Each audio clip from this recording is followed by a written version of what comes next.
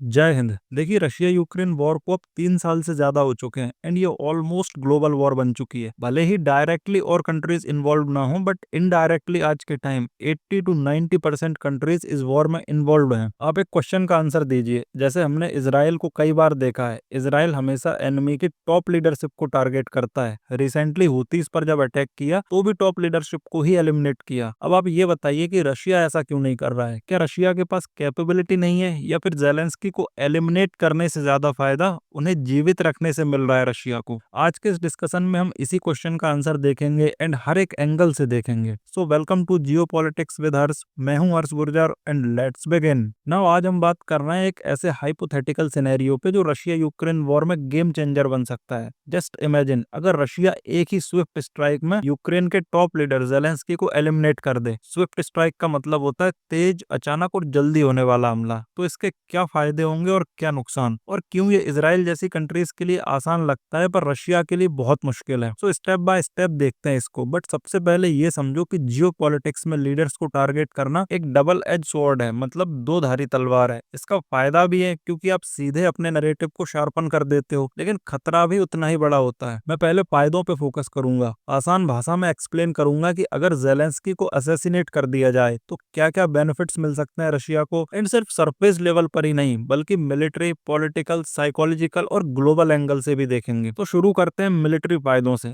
एक ही स्ट्राइक से यूक्रेन का कमांड स्ट्रक्चर बिल्कुल पैरालाइज हो जाएगा। कैसे? देखो, जेलेंस्की टॉप पे है, वो पॉलिटिकल सिंबॉलिक हेड तो हैं, बट प्रैक्टिकली मिलिट्री डिसीजन में भी इन्वॉल्व हैं। उनके आउट होने से चेन ऑफ कमांड ब्रेक हो जाएगी। जैसे बैटलफील्ड पे अगर आप एक आर्मी के जनरल को ही हटा दो तो तुरंत सोल्जर्स के बीच कंफ्यूजन मच जाता है। ऑर्डर्स कौन देगा, स्ट्रेटेजी कौन बनाएगा, कंफ्यूजन ही कंफ्यूजन होता है। एंड यूक्रेन में तो पहले ही रिसोर्सेज स्ट्रेच्ड हैं। ऐसी सिचुएशन में स्ट्राइक से फ्रंट लाइन से अटेंशन डाइवर्ट हो जाएगी। ट्रूप्स को इंटरनल सिक्योरिटी में लगाना पड़ेगा, लॉजिस्टिक्स भी डिसरप्ट हो जाएंगी और रिजल्ट रशिया को इमीडिएट एडवांटेज मिलेगा। वो रिलेटिवली आराम से टेरिटरीज में एडवांस कर सकेगा क्योंकि एनिमी डिसऑर्गेनाइज्ड होगा। हिस्ट्री भी इसी बात को प्रूव करती है। फॉर एग्जांपल, जैसे इराक वॉर 2003 में सद्दाम के कमांड कोलैप्स होते ही इराकी फोर्सेस बिखर गई थी और यूएस को एक तरह से फ्री रन मिल गया था। बिल्कुल वैसे ही यहाँ भी short term military gain massive होगा। ये तो हुआ मिलिट्री बेनिफिट। अब अगर देखें पॉलिटिकल एडवांटेज, तो यूक्रेन में पावर वैक्यूम क्रिएट हो जाएगा। क्वेश्चन ये रेज होगा कि जेलेंस्की के बाद कौन? मिलिट्री जनरल्स, पॉलिटिशियंस सब लड़ने लगेंगे सक्सेशन के लिए। ये इंटरनल इनफाइटिंग यूक्रेन को वीकन करेगी। रशिया इसे एक्सप्लॉइट कर सकता है, मे भी कुछ फैक्शंस को सीक्रेटली सपोर्ट करके डिवाइड एंड रूल खेल सकता है। प्लस जेलेंस्की वेस्ट का फेस है यूक्रेन के लिए, तो उन्हें हटाने से वेस्ट को न्यू नैरेटिव बिल्ड करना पड़ेगा जो कि टाइम कंज्यूमिंग होगा। एंड फंडिंग डिबेट्स में डिले, कांग्रेस में आर्ग्यूमेंट्स कि अब कौन लीड करेगा। इससे ये भी होगा कि रशिया को डिप्लोमेटिक ब्रीथिंग स्पेस मिलेगा। नेगोशिएशंस में अपर हैंड हो सकता है रशिया का। जेलेंस्की को हटाना एक मैसिव साइकोलॉजिकल ब्लो होगा यूक्रेनियन मोरल पे। अभी के टाइम जेलेंस्की रेजिस्टेंस का सिंबल है। उनकी डेथ से सोल्जर्स का मोरल डाउन होगा एंड लोग सोचेंगे कि अगर प्रेसिडेंट ही सेफ नहीं है तो हम कहां जाएं। पॉसिबली पब्लिक प्रोटेस्ट शुरू हो सकते हैं गवर्नमेंट के अगेंस्ट। अब यहाँ रशिया प्रोपेगेंडा में ये स्पिन कर सकता है कि देखो, रिजिम इतना वीक था कि एक स्ट्राइक में कोलैप्स हो गया। साथ ही ग्लोबली ये शो करेगा रशिया की capability. Hypersonic missiles, precision strikes, enemies डरेंगे और अलाइज कॉन्फिडेंट होंगे। इस सबसे ग्लोबल स्ट्रेटेजिक फायदा भी मिलेगा। वेस्ट का सपोर्ट क्रैक हो सकता है, मतलब कि जेलेंस्की अलाइव है तो यूनिटी है। ट्रम्प, मैक्रोन, स्टारमर सब उनके अराउंड रैली करते हैं। असैसिनेशन से पब्लिक ओपिनियन शिफ्ट होगा कि ये वॉर तो एंडलेस है और रिस्की भी है। यूरोप में एंटी वॉर सेंटिमेंट्स वैसे ही बढ़ रहे हैं। कंटिन्यूअस वॉर सप्लाई से फटीग में है यूरोप। और देखो, इससे रशिया के अलाइज जैसे चाइना, ईरान को बूस्ट मिलेगा। चाइना भी ताइवान को इन्वेड करने में और जल्दी करेगा। और बात करें इकोनॉमी की, तो देखिए यूक्रेन को जो बिलियंस की एड दी जा रही है वेस्ट की साइड से, तो डेफिनेटली उस पर नेगेटिव इम्पैक्ट होगा क्योंकि बिलियंस ऑफ एड के बाद भी रशिया धीरे धीरे लैंड कैप्चर करता जा रहा है।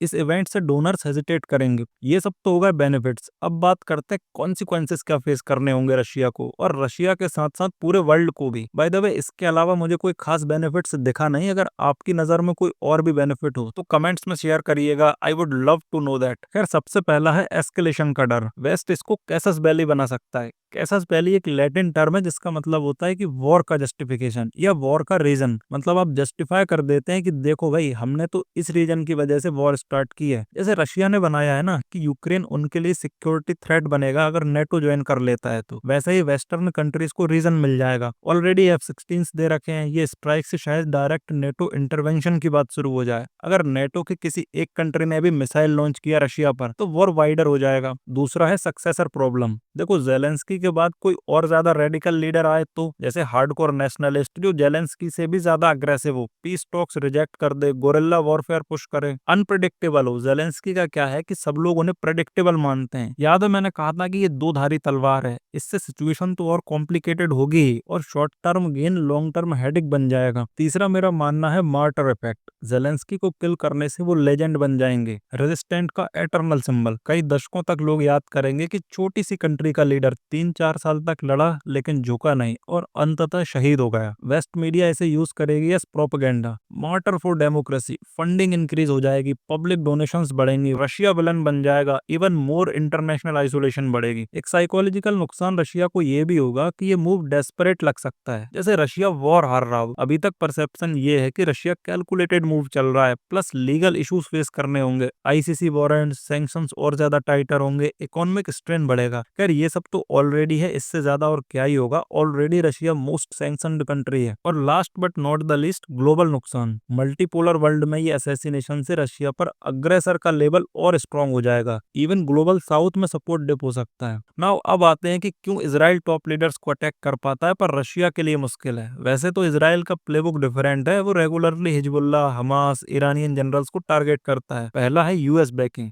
इजराइल स्ट्रेटेजिक अलाय है मिडिल ईस्ट में, उनके स्ट्राइक से सेल्फ डिफेंस फ्रेम किए जाते हैं, मीडिया में माइल्ड क्रिटिसिज्म मिलता है, नो रियल कॉन्सिक्वेंसेस। दूसरा कि एनिमीज नॉन स्टेट एक्टर्स हैं। मेरा मतलब है कि ईरान को अगर छोड़ दें तो बाकी सभी टेररिस्ट हैं, ना कि सोवरेन लीडर्स। इंटरनेशनल लॉ में डिफरेंस है दोनों में। सोवरेन हेड को किल करना वॉर क्राइम माना जाता है पर मिलिटेंट्स को लेजिटिमेट टारगेट्स माना जाता है। बट अब अगर आपने देखा ही होगा अगर आप जियोपॉलिटिक्स फॉलो करते हैं तो, इवन मैंने अपने चैनल की शुरुआत में इस टॉपिक पर वीडियो बनाई भी थी। धीरे धीरे इजराइल का वेस्ट सपोर्ट कम हो रहा है। फ्रांस, यूके, इटली जैसी कंट्रीज अब ओपनली इजराइल को टारगेट कर रहे हैं गाजा को लेकर। बट रशिया के लिए इसलिए मुश्किल है क्योंकि यूक्रेन सोवरेन कंट्री है, जेलेंस्की इलेक्टेड प्रेसिडेंट है, मतलब थे, जब बने थे तब तो एटलीस्ट इलेक्टेड ही थे। खैर एक और अंतर है दोनों में, मीडिया बाइस। इजराइल डेमोक्रेसी डिफेंडिंग दिखाया जाता है मीडिया में और रशिया अग्रेसर दिखाया जाता है। प्लस वॉर स्केल में बहुत डिफरेंस है। यूक्रेन वॉर ग्लोबल बन चुका है बट इजराइल के ऑपरेशंस अभी भी काफी हद तक रीजनल ऑपरेशंस में ही काउंट होते हैं। तो अगर कंक्लूड करूं तो फायदे टेम्पटिंग तो बहुत है, फैसिनेटिंग है, बट नुकसान आउट ऑफ कंट्रोल जा सकते हैं। इजराइल का कंटेक्स्ट डिफरेंट है एंड आई थिंक रशिया की पेशेंस स्ट्रेटेजी बेटर है उसके लिए। सो ये था मेरा डिटेल्ड टेक। आपका क्या सोचना है इस बारे में कमेंट करके जरूर बताइएगा। आई होप कि मुझे डिफरेंट डिफरेंट ओपिनियंस देखने को मिले कमेंट सेक्शन में। So this was all from my side,